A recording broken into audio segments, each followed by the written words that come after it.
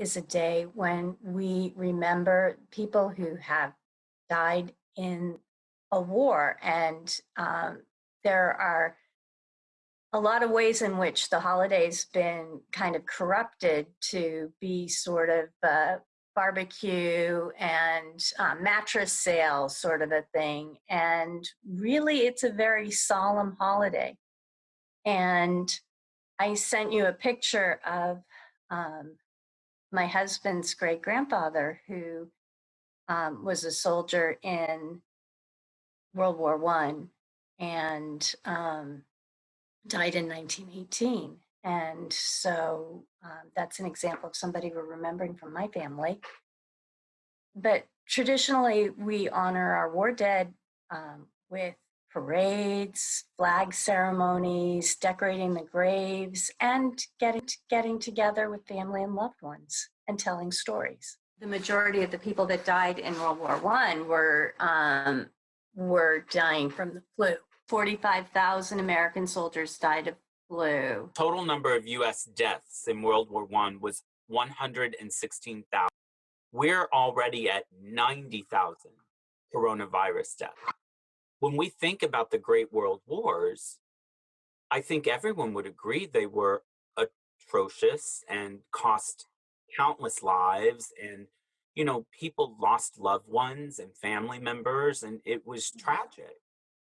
And here we are in pandemic day, and we're finding it hard to get people to comply with simple things like wearing a mask. I also think that,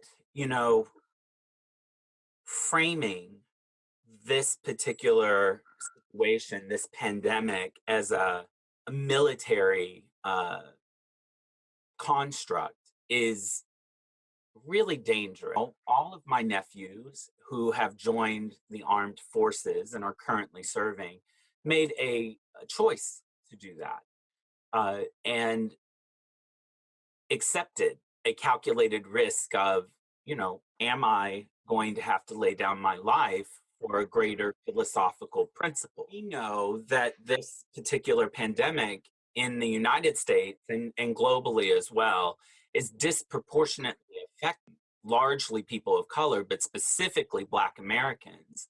I think there was a new statistic that just came out, and overall in the United States, a Black American is 3 times more likely to die of COVID-19 than any other group.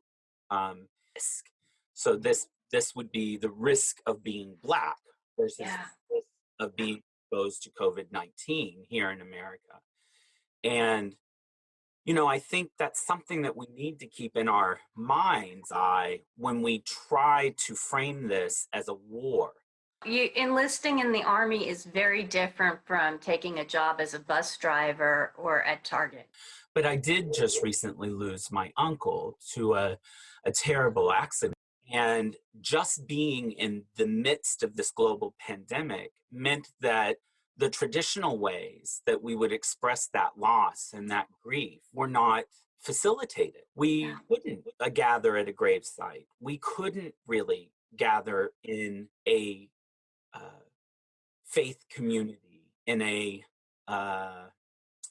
traditional way. We had a funeral, but the funeral was live casted on from the funeral home, and my family members that were present had to use social distancing unless they were part of the same familial unit, but other people had to sit socially distanced from one another. And I come from a very large extended family. That is just not something we are accustomed to. Well, one of the issues for this Memorial Day is that the things that we normally do to commemorate Memorial Day aren't available to us in the same way.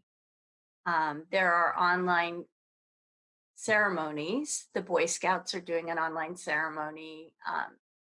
The National Cemetery is doing an online ceremony, but the parades and flag ceremonies and visiting graves and decorating graves and large family barbecues and gatherings are just not available to us this year. And we need to find new ways to think about these big, important, and sad things. Well, traditional 5 stages of grief are denial, anger, bargaining, depression, and acceptance.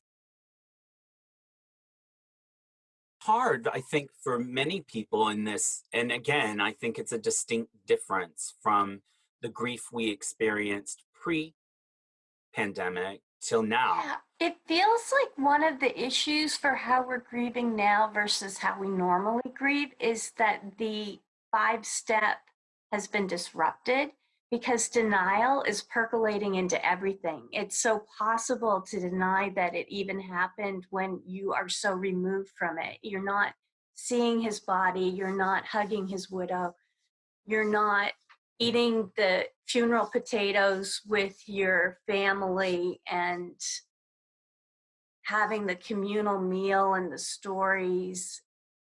And I wonder if that isn't part of what is making it so hard to move from stage to stage, is that stage 1 is unresolved. My daughters are Abby, who's a college student, and Rebecca, who's a high school senior. And Rebecca goes, she's mostly doing great, and but she goes back and forth between being angry and super sad about what she's missing out on. And her whole 4 years of high school, she was looking forward to the things that people do.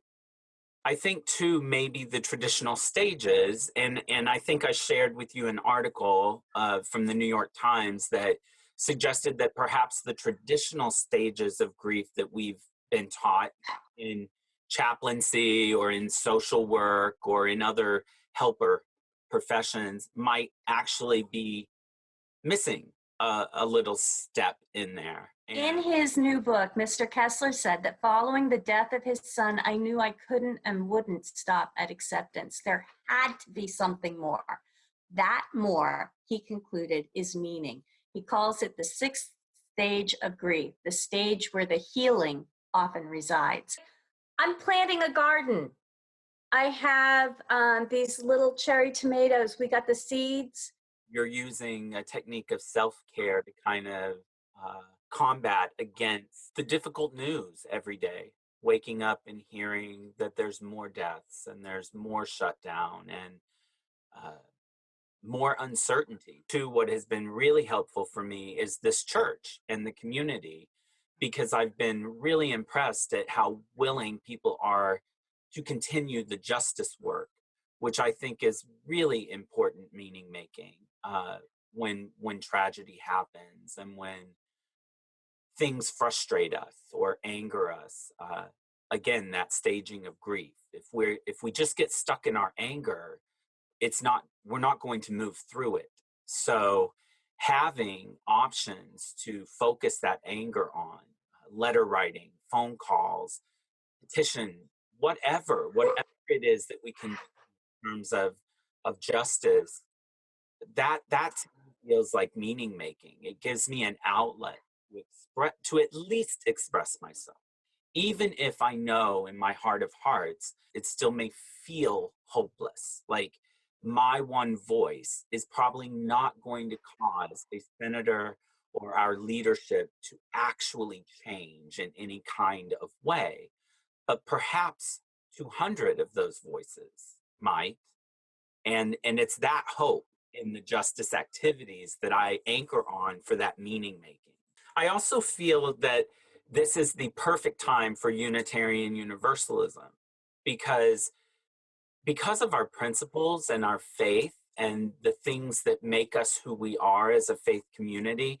I think it's the time for us to kind of rise up and fully embrace our theology of really the bigger we, right? The sense of, yes, we're all inherently worthy, and there is a truth to having a important individualism, But that individualism can never be utilized in a way that sacrifices the greater good of the we, the whole. Talk about meaning making. I mean, that's where the social justice efforts that even our community continues to do, even in the middle of this pandemic, are so inspiring to me, because it is fully embracing our Unitarian Universalist heritage. Not just what is our responsibility to each other, but also what is our responsibility to people who have been put in this very unequal and unfair situation. This morning on NPR, Jocelyn Benson was talking to the reporter about sending the ballot applications for mail-in ballots to all the people in her state. And he asked her about wearing masks as a health measure. And she said it's not just a health measure, it's a moral issue. And it's about how we're taking care of each other. And the idea is that we can do a small thing and it can have huge significance. There was a study today that said that the majority of Americans, Republicans and Democrats, believe that wearing a mask is the right thing to do. We've talked a lot this morning on kind of heavy things, right? Like big things, heavy things, but that's okay, because that's our life right now. We're in the middle of a global pandemic. Everything is elevated. Everything seems heavier than it maybe normally would. And I love that Facebook just introduced a new emoji, a new reaction, if you will, to people's posts. And I think it goes to what we're talking about here, because it is just a little thing. But having this response that I now can send to someone who has posted, let's say, a terrible loss in the middle of this pandemic, just being able to send them this small emoji that has a heart and shows arms wrapped around that heart. I know it's silly. I know it's a tiny thing, but it goes to what you're talking about. A simple task, a simple thing like wearing a mask or having the ability to send someone a virtual hug emoji, a care emoji. There are times when you read someone's story on Facebook and you don't know how to react. You don't know, do you like it? Do you love it? Are you sad? Like sometimes it's more complicated than that. And the care button gives you an opportunity to give more of a sense of that mixed emotional response. Those things matter. And those things are going to help us, I deeply believe, move ourselves into that final stage of grief, that meaning making. In this moment, on Memorial Day, we need to show that we care. Through our choices and our actions. Clicking is just the start. We mask. We socially distance. And we continue to support the people and institutions we love. Memorial Day is a time to honor our beloved war dead. On this Memorial Day, we honor them by working toward a world that reflects their ultimate sacrifice for the ideal of freedom with responsibility. And now we invite you to sing our closing song,